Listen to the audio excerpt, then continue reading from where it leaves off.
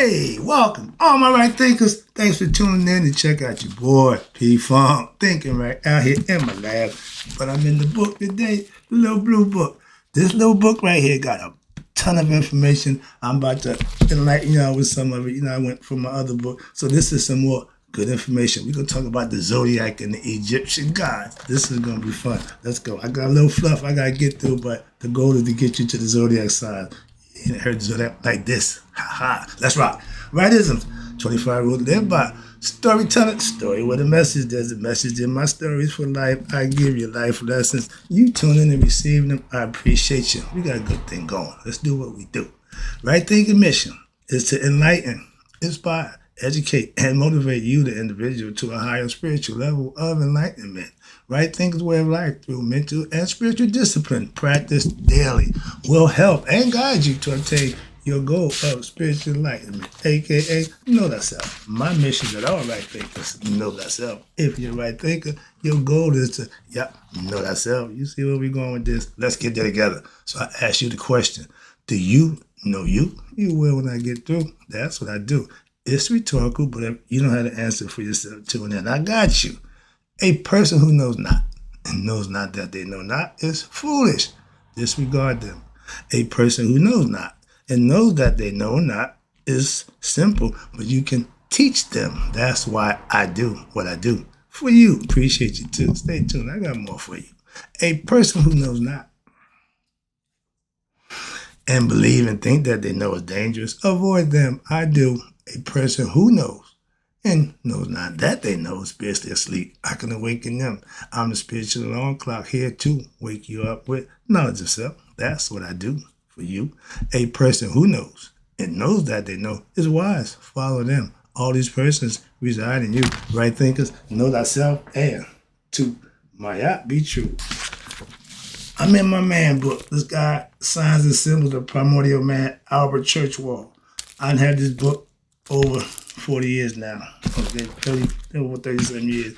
When I first got this book, I didn't have a clue what the who and what. None of it made sense to me. Now I jump into it. I can do anything I want. I'm about to take a bite out of it right now about the Zodiac sign. It starts out with the Egyptians. Right thinkers, let's talk about the Zodiac and the Egyptian god and goddesses. That's what we're talking about. But before I get there, I got some fluff to break down a good lesson about my Egyptians. I can let y'all know we are the creators of the Zodiac concept. The Babylonians copied the Egyptians, but they confounded the god zootypes of the Egyptians with what? The bad ones. And they made them what? All appear to be bad. That perverted the whole astrology because they did not understand their unigraphic creation, and the Hebrew legends are mere trivial nonsense, rendering what? Their zootypes anthropomorphically. We cannot and do not agree with Dr. Budge. Listen by him. The Egyptians he claimed the Egyptians borrowed knowledge of the signs of the Zodiac, together with much else from the Greeks, who had derived a great deal of their astrological lore from who? The Babylonian. Watch this. Listen, pay attention. So the gods of the Egyptians in the volumes 1, page 312, he says further, it is at present a subject of conjecture. Watch this. At what period did the Babylonians first divide the heavens into sections by means of constellations, aka the Zodiac? But we are fully justified in knowing, not assuming, that the earliest form of the Zodiac dates from an exceedingly primitive time. Why the knowledge of all of this was old in Egypt before the Babylonians even existed, more or less the Greeks, or knew anything about it. What? As we shall prove. There you go.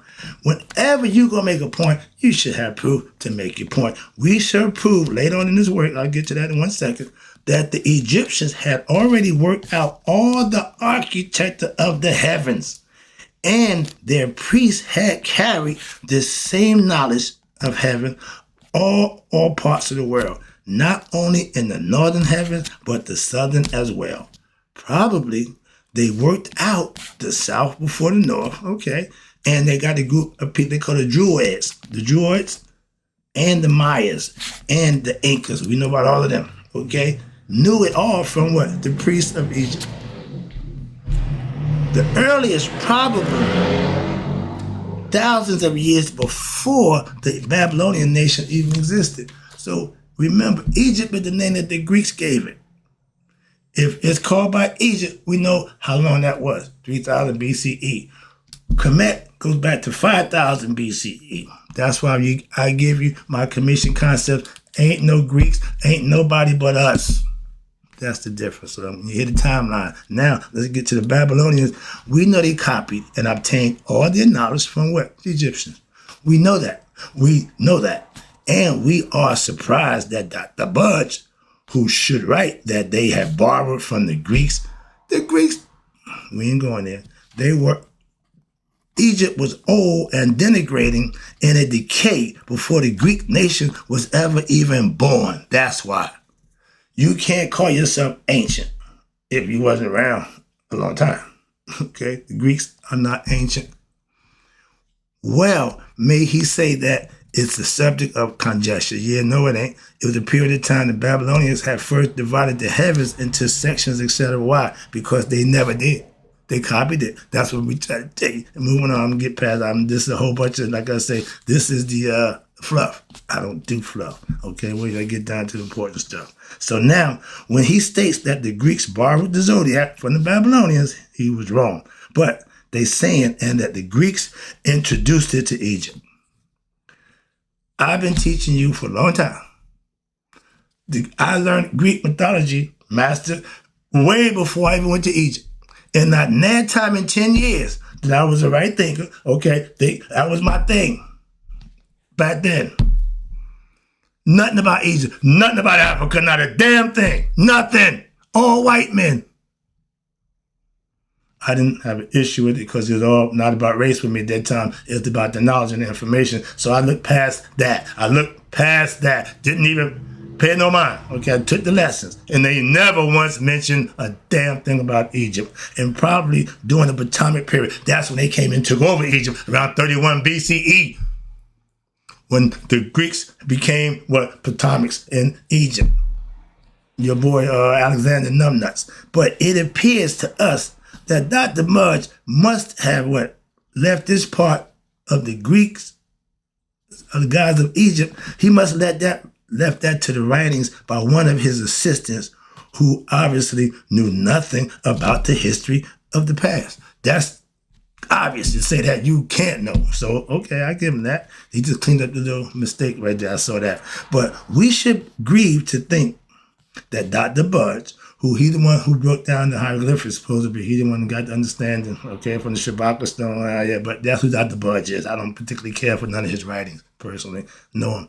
In all seriousness, believe and thought as the Hyranius, okay, the Cyrenius, those are people who invaded Egypt. He knew more about them than he did the Egyptians, that's my point, of the past have done. Surely researchers into recent discoveries, at least you must convince him differently. Or does he account for even the various 3 circles of the stones found throughout the world?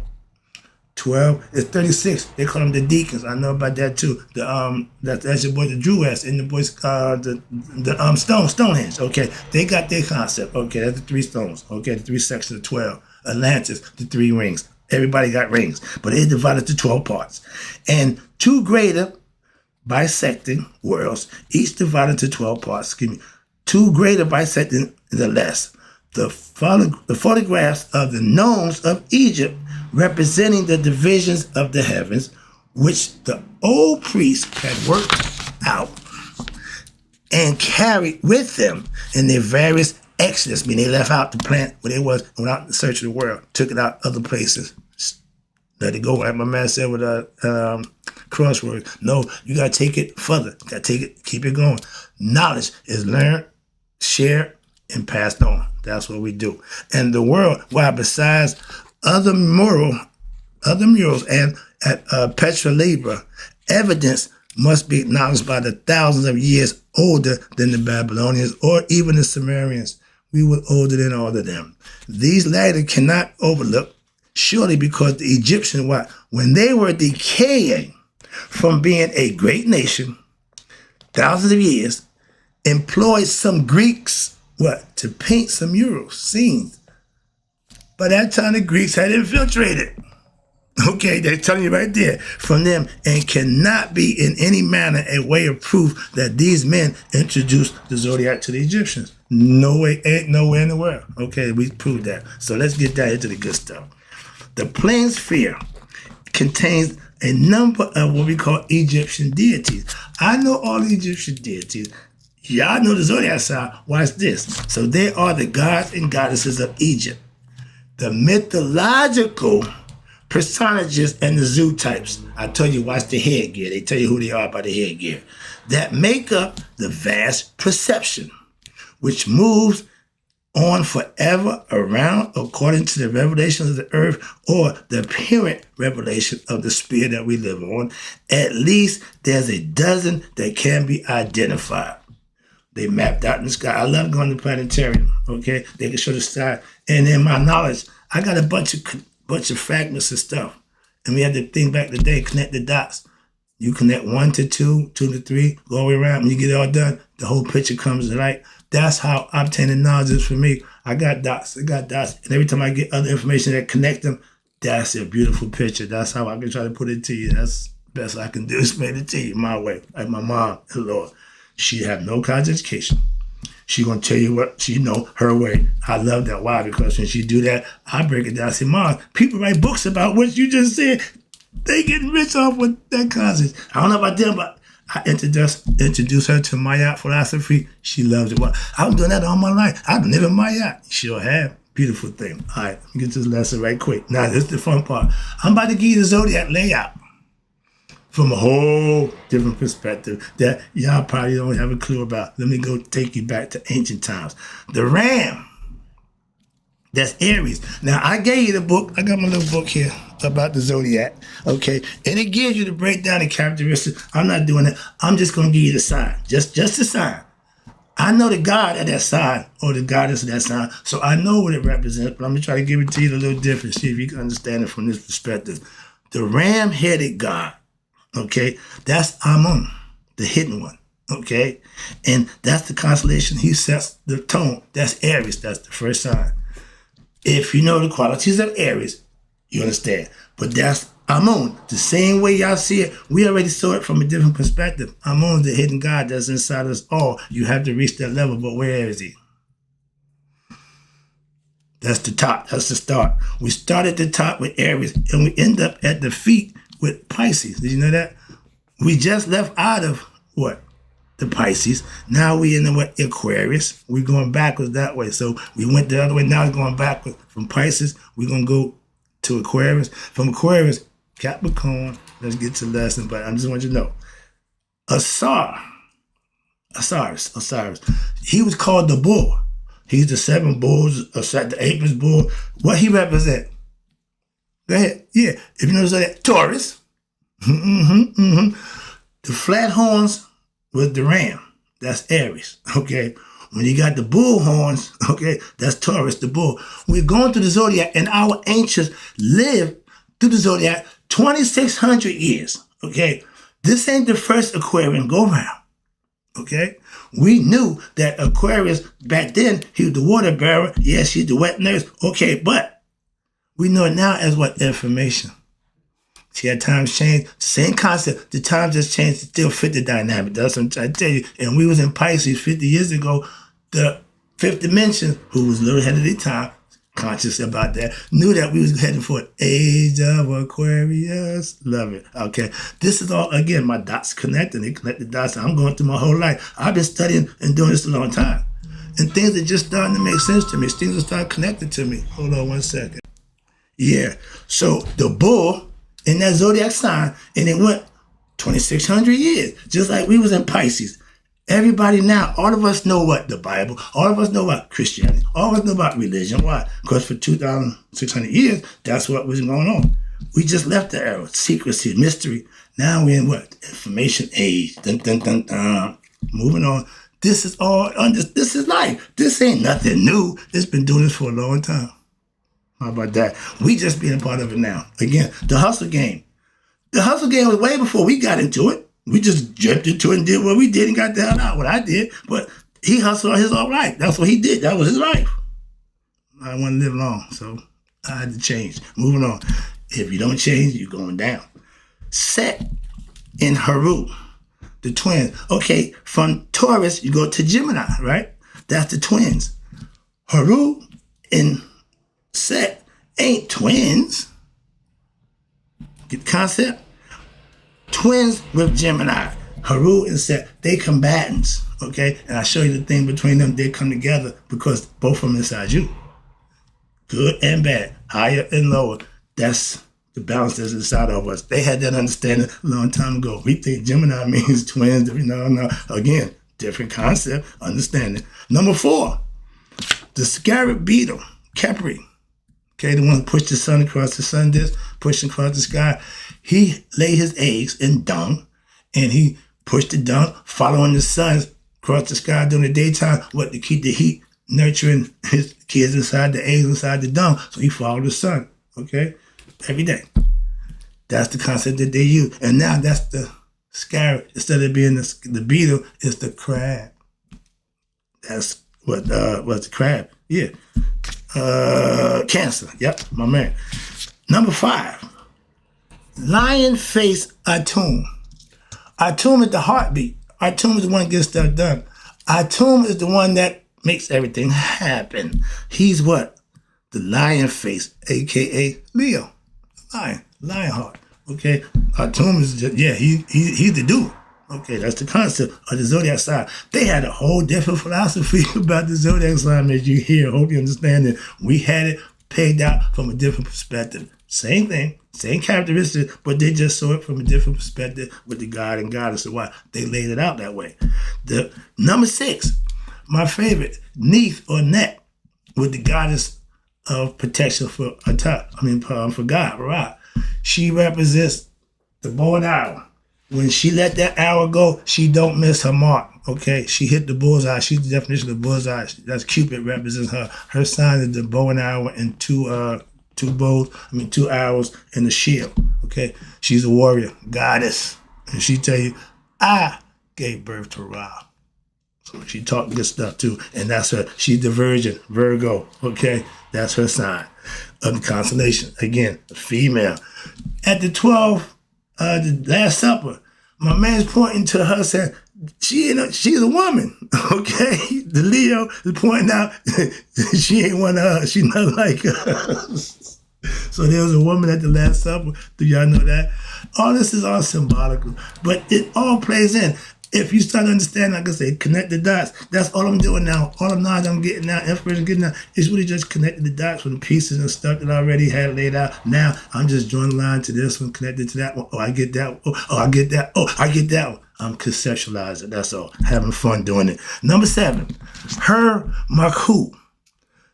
Now, Her Makhu is a warrior god also, okay? And he represents the scales. Nah. That part I got to disagree with. If you say scales, that's my girl, my eye. She represents balance. That's what the scales represent. And this warrior guy, he represents pretty much the same thing. They just got it in a man form, but it should be my eye. Okay. But Isis Shirki, number 8. That's the scorpion goddess with the stinger, with the sign of Scorpio. She can heal or kill. She got the power to do both. Okay. I said Isis. Y'all call her Isis. Okay. Now, here's a good one. One of my favorites right here. Number 9, being Sagittarius, right? The archer. They put Shu, who represents air. Tefnut represents moisture. They got them together to come to form what the sign of the archer or Sagittarius. That was to me, that was the furthest reach out of all of them. This was a stretch for me, knowing the guys. I'm trying to conceptualize that one. That one it ain't come together smooth. It's not a smooth transition for me. Because Sagittarius is a mixture between animal and man. So air, moist air, dry air, I don't see the connection there, so I gotta let that one be. Moving on. I don't push that, but just I think a little different, so I don't get that one. It didn't work for me that way. So moving on. Number 10. Now, 10 is what? December, right? That's the 10th. We got 12. 10, December. Now, December represents the noon, okay? That's the goat-headed man who presides over the abyss with what? The sign of the Capricorn. He can reach the height. Now, Capricorn, remember, is a double breed. He got a goat head, goat body, but he got the fins of a fish. I mean, he can go into the ocean, okay? He can go top of the mountain or the bottom of the ocean. That's the gift. They say Capricorn is created by God and the devil together. They put a little bit of both in the Capricorn. I love that concept. So, yeah, I agree. They can love you one minute, hate you the next, and don't think twice about it. Yeah, that's me. So I say, they knew that about me before. I knew that about me. I know that about me because that's how I am, but they already told me I was going to be that way. I had no idea. So it works for me. I said, I'm a Capricorn. Don't blame me. Why? I'm a Capricorn, damn it.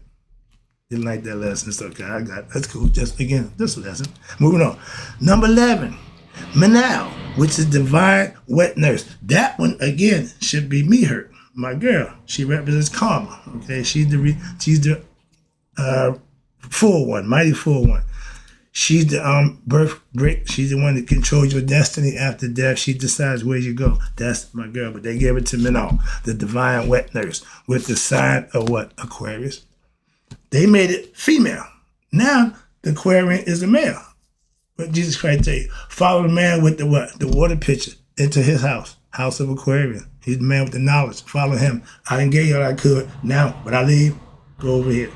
He knew it's all symbolic. And I freak out because I'm listening. I said, oh, I get it. Again, connect the dots. So when you got a bunch of information, when you can connect the dots to make them, get the picture, you see things the way they really are.